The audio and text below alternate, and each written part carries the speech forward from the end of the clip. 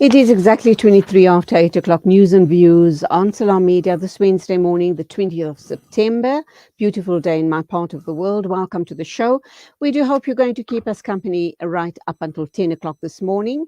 And next, we're going to be talking with Jefferson Alistair.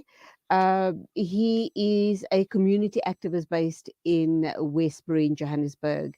And we are going to be looking at gang violence, not only in Westbury, but also Eldorado Park.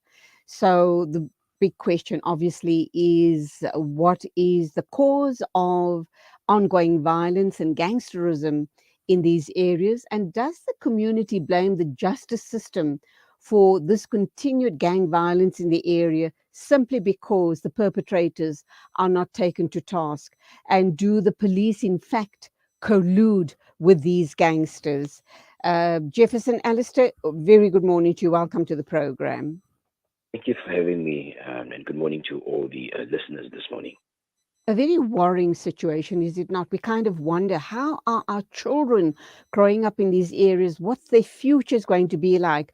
Are they going to be ending up on street corners as well, simply because they're exposed to all of this gangsterism, this violence, this drug trafficking, drug taking?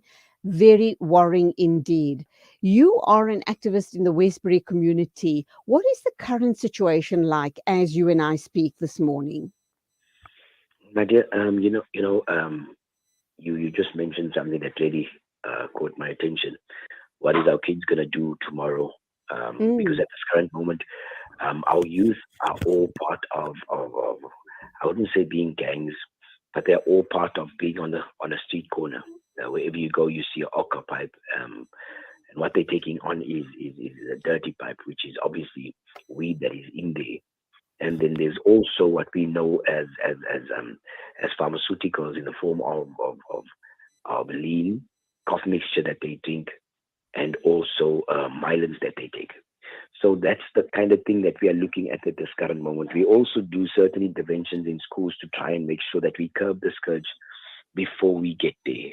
However, infiltrating the government schools is fairly difficult. Be able to go in at any time and do what you need to do because of the syllabus that they have to follow. However, at the very same time, I would like to speak about the community. And when I speak about the community, we are still at the point of being very volatile. And I was in Aldo's, I think about last week or so. I attended a Kifayat. And the mm. shocking part of this was that what I see in Westbury is exactly what I see in Aldo's. Is that the situation is very volatile because of the fact that anytime anybody can come and attack, that is where we are at. It's that bad. Is this about territory, the violence that you see? Is it about gang territory, being very territorial, and also the drug lords controlling everything and everybody because they are protecting their territory and they want to maximize on their profits? When you talk about El Dorado and suggest that the same issues play out in Westbury, a long time ago or not too long ago, I think it was Deroline James, made a very, very big noise. She became a social activist as well because her son had started dabbling in drugs, and she blew the whistle on the whole drug scene and gangsterism in El Dorado Park. She also called for the then president of the country, Zuma, to visit the townships and see what is going down. Um, and I think we had some sort of a PR exercise by top government officials. For a short while, everything quietened down and it seems to be resurfacing. What is the problem? What can we collectively do to try and kill the problem once and for all? I want to say this. There's something that I really admire is the fact that uh, Geraldine James is exactly the same as what I am. We make a noise to certain things. But the unfortunate thing I have come to notice and see that unfortunately government don't take us too serious when it gets to these issues. When she blew the whistle in Aldo's with regards to her son, the president came out at that time. and he addressed the issue. And like you said, there was supposed to have been stability for a very, very long time. Let me say, drugs were supposed to have been eradicated in Aldos a long time ago. But because, like I mentioned on another interview, I think a day before, I said it's so easy for police to come into the area and to try and stabilize. But it takes you a day, 2 or 3 days, and then you're also in the pocket of the dealer. It doesn't matter on what level they are. They can be of any unit that comes in. Just to win the battle, you on your end from the police side, they onto the pockets of the drug dealer. And that's the very same thing that is happening in Westbury. When it gets to territory, I think we've moved way past the battle of drug dealers fighting territory. We have moved way past the gangsters fighting because every young person at this current moment have a firearm. I was shocked on Sunday on Friday night, as a matter of fact, when those boys were shot. And then when I've listened to one of the boys explain to me the kind of firearms that these people used, I was shocked to think that our people could carry firearms like that. You know, when I looked at Mm. the boys that were shot in the afternoon, and the kind of way that the pictures was taken and where these boys were shot, how on earth do you have a heart to do something like that?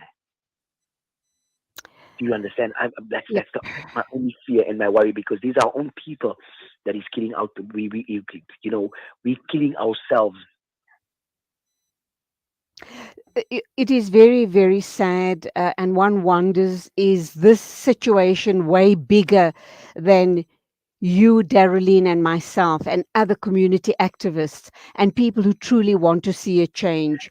Do you truly believe that if we, as residents of El Dorado, Westbury, and I understand that Diepsloot is experiencing a similar or the same type of situation, is it time for civil society to rise up? And even though there are firearms, a whole host of firearms in the arms of irresponsible youth, and when they're using these firearms, there's high as kites. They don't even probably know what they're doing, but they do become very aggressive with the use of drugs. um, do you believe that with the rise of civil society action, that we can clean up our streets and our communities and take back what is rightfully a safe space for our future generations? And how would that look like?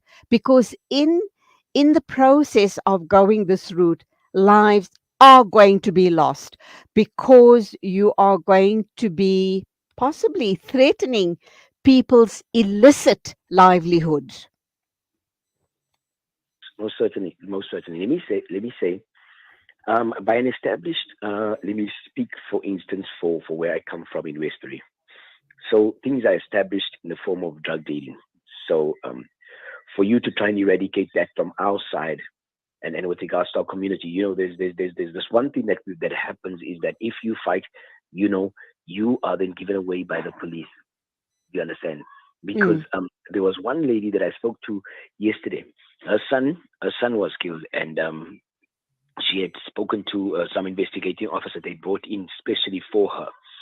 And the minute thereafter, when she left the police station, she had a conversation with another lady that stopped, almost bumped into her, and said to her, uh, "Do you think that you're the only witness in your son's case? I'm also a witness in your son's case."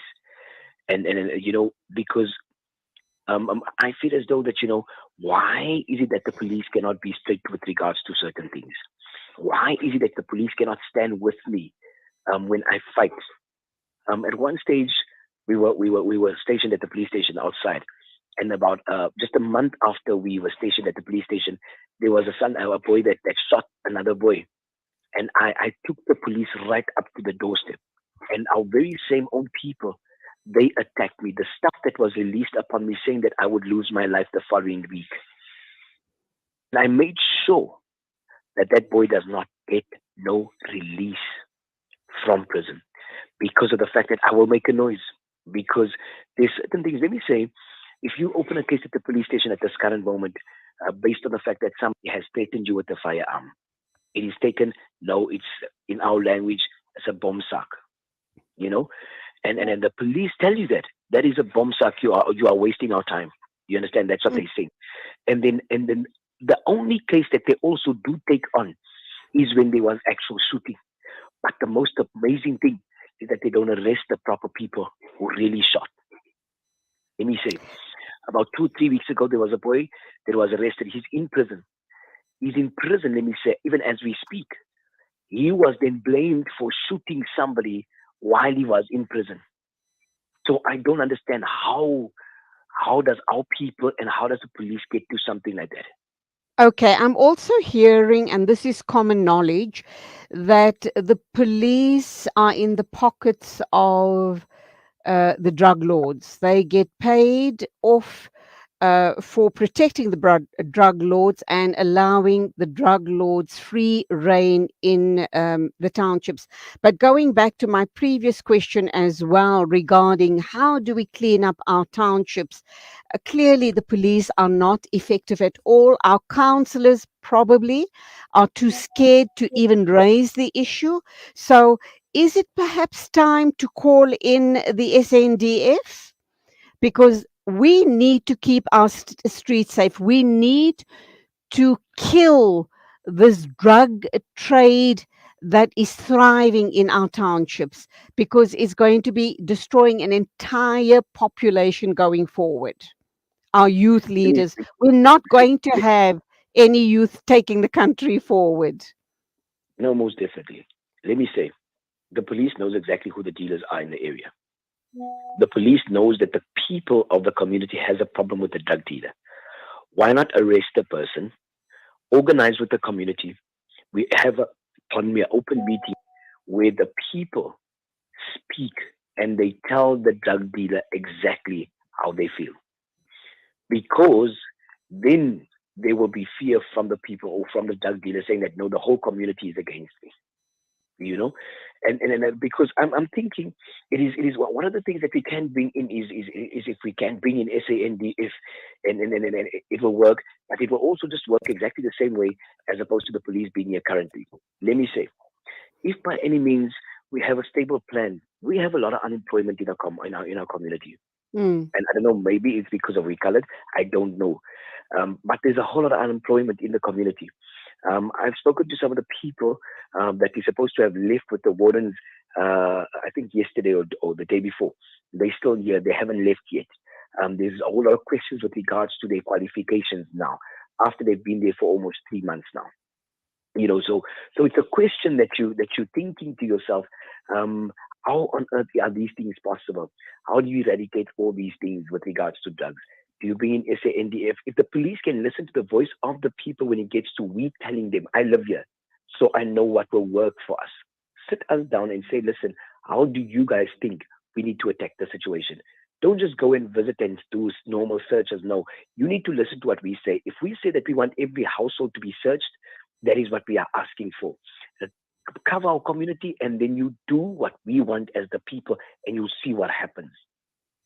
Okay, And what is your plan of action going forward? It needs to be workable because in the past, when I spoke with people in El Dorado Park with a similar situation, what I was told is that you arrest the drug dealers, the drug lords, the prostitutes, and everything that goes along with this scenario.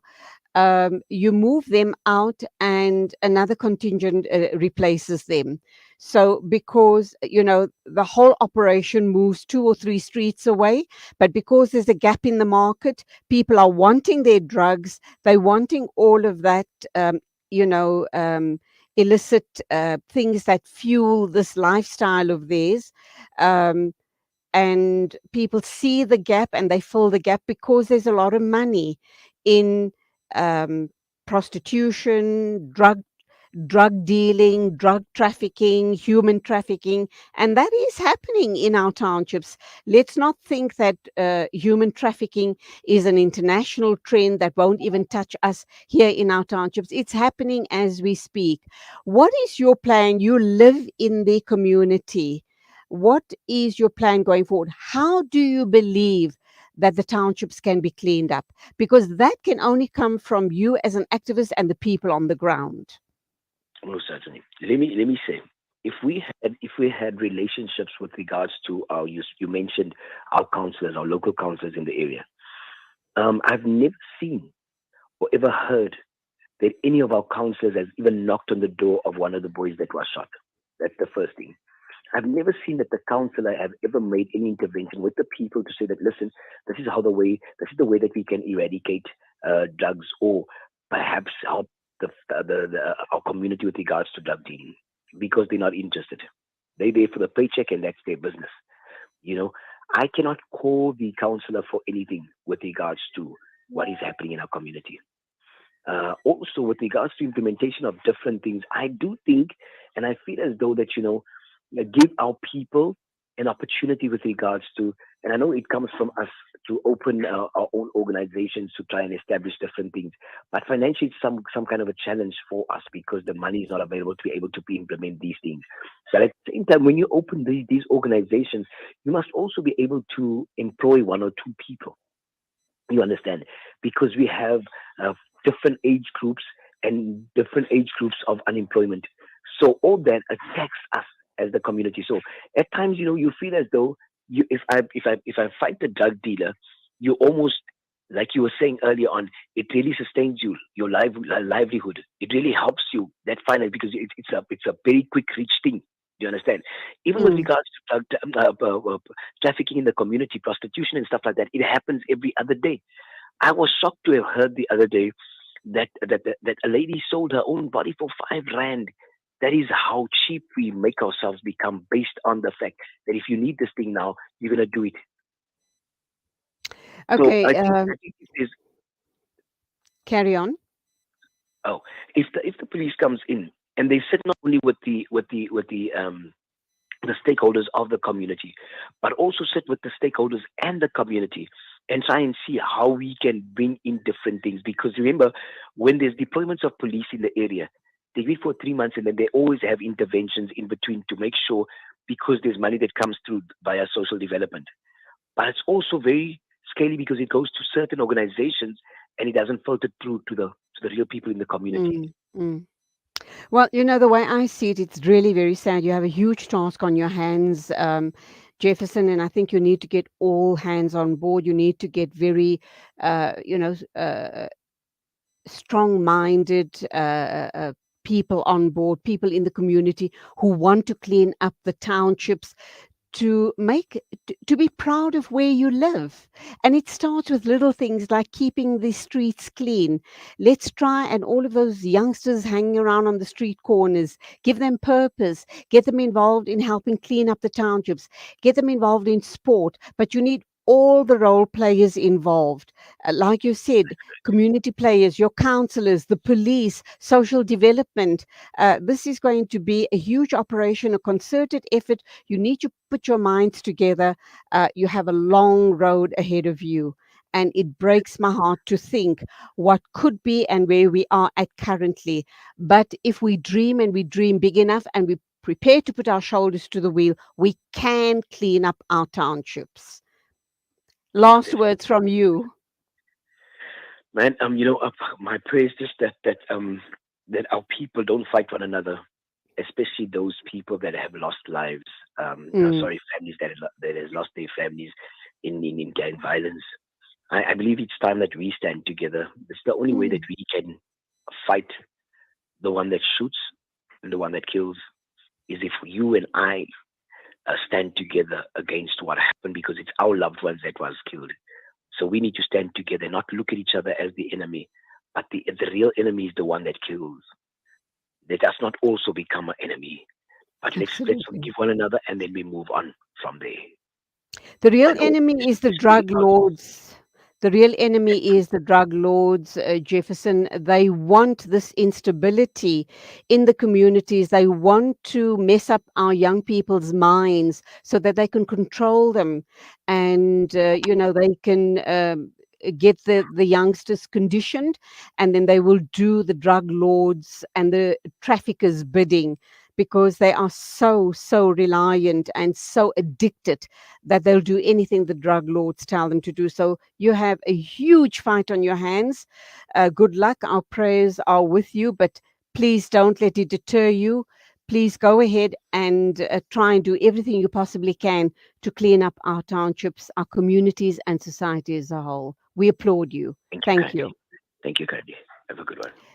And you, Jefferson. Alistair, a Westbury community activist, talking about the gang violence that seems to be getting from bad to worse in the townships here in South Africa, particularly on our doorstep, which is in Westbury, and then, of course, in Eldorado Park. Let's not even talk about what's happening on the Cape Flats. Allah guide and protect us, and give our youth hidayat and keep them on the path of Siratul Mustaqim, inshallah.